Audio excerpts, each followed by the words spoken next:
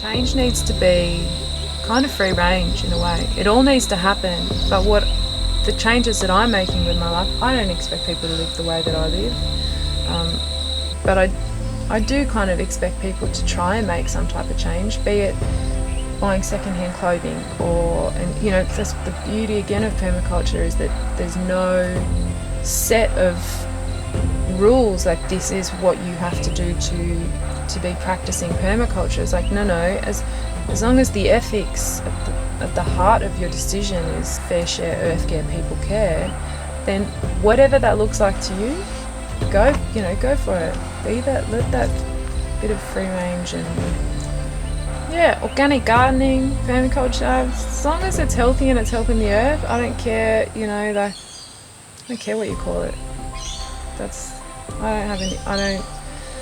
There are people practicing permaculture that are, not calling it that. There are people doing things that I wouldn't consider to be permaculture sort of based, that they call permaculture. So it's, at the end of the day, call whatever you're doing, whatever you want, but as long as it's got those ethics at the heart of it, I support it.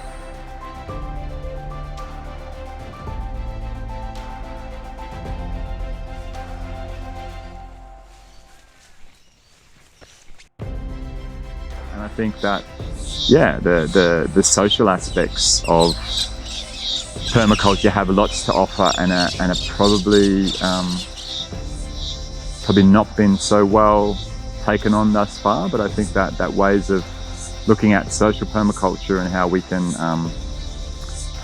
integrate ways of organising ourselves inspired by an understanding of natural human behaviour and the way that the natural ecology works have huge possibilities. So I think overall my work is predominantly more as understanding a design framework, be it on a urban scale or a rural scale, and I think that I'd like to hope that more town planners, land developers, these sorts of things integrate these stuff on a bigger scale with more resources and can really have a hopefully a more profound effect than lots of separate projects.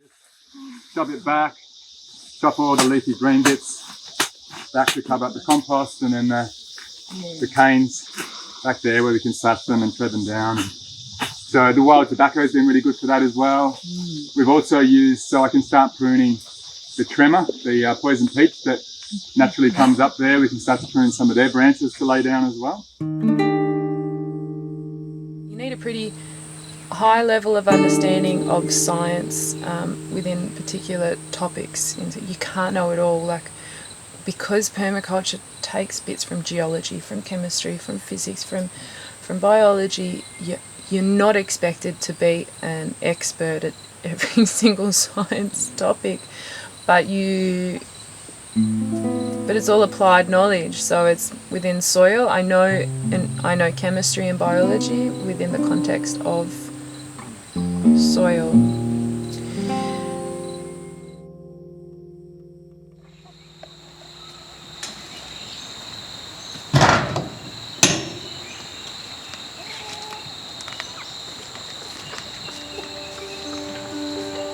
So I was always searching, but I've always been curious. So I don't know.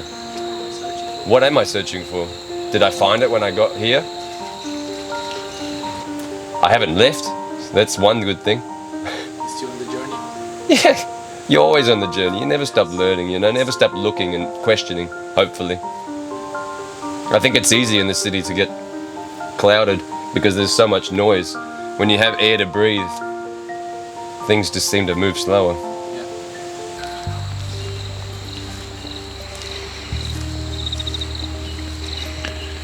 Next to the neighbor. Yeah. Some of them might be. Do you regret anything? Yep, definitely regret. Wow, it's not a regret. It's just a wish that I wish I had known about permaculture before I started traveling. Because of the amount of travel I've done, the knowledge that I've perhaps missed out on by not knowing about it before I started traveling. Because I would have already been on this journey. But no, it all happens for a reason and at a time that it's meant to, you know? Is it possible to change the world? Yeah. Well, if humanity wants to survive, if they want to keep living and thrive, it's not easy to change your habit. Humans are creatures of habit. So to change the habit is a hard thing. Well, what is your awakening? It's consciousness of self, right? So if you're conscious of yourself and how you feel and what you want to do, then the behavioral change comes easier because you essentially you want to change for you. Watch your foot because there's a rat trap underneath the thing. That'd be a great stuff. Fuck, that would be shit, man.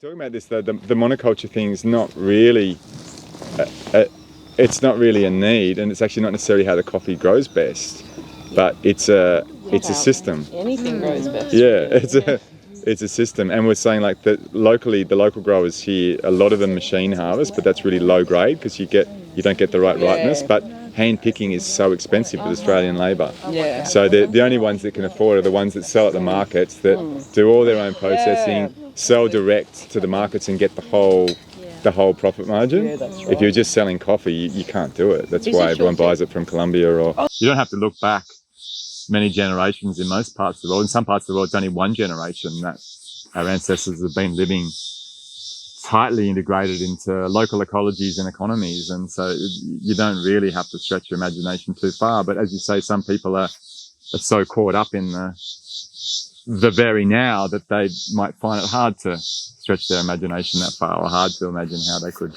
adapt to that. And I think the more people that keep living it, the more it normalises that possibility for other people as well to see.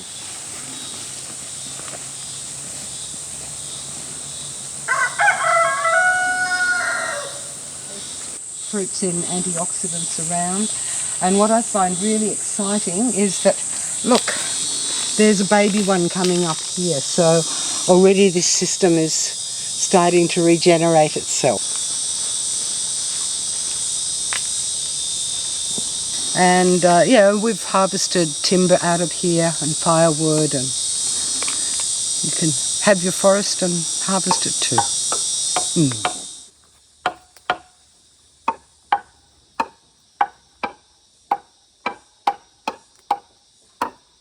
You can desire no good to your womb, but this herb will affect it.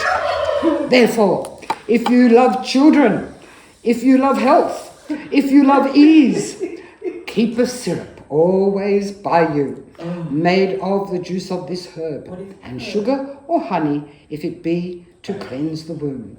And let such as be rich keep it for their poor neighbours, and bestow it as freely as I bestow my studies upon them, or else let them look to answer it another day, when the Lord shall come to make the inquisition of blood.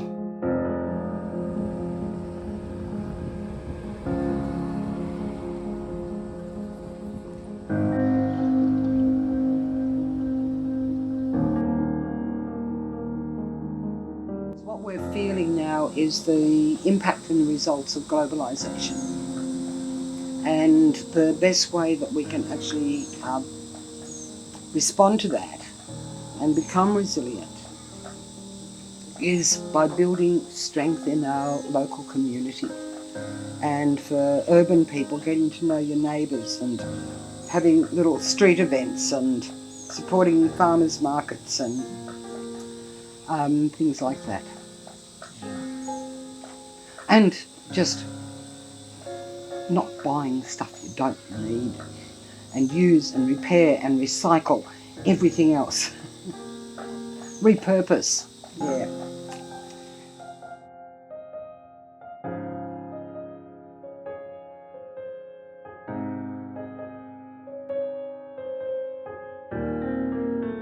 Okay, just to finalize here,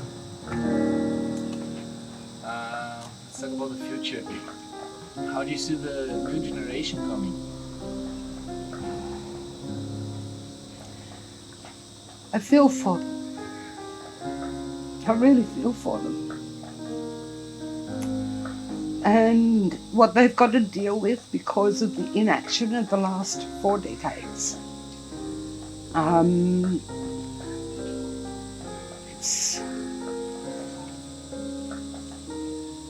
It's a hard road that they have to negotiate.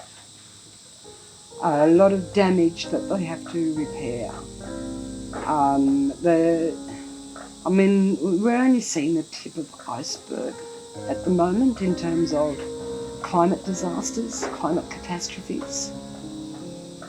And it's not going to get better. Even if we just stopped emitting today, we've still got this legacy to deal with for decades.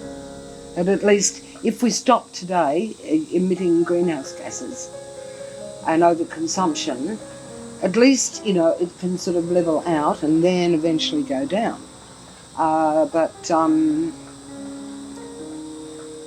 they need a lot of courage and they need a lot of support.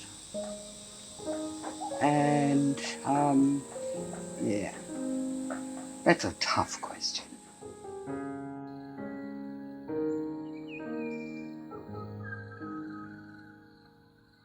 Let's finish this in a happy way. Okay? Yeah. What do we need to keep doing? What are we doing right? And where are we going? Love. Everyone needs to love each other and love local.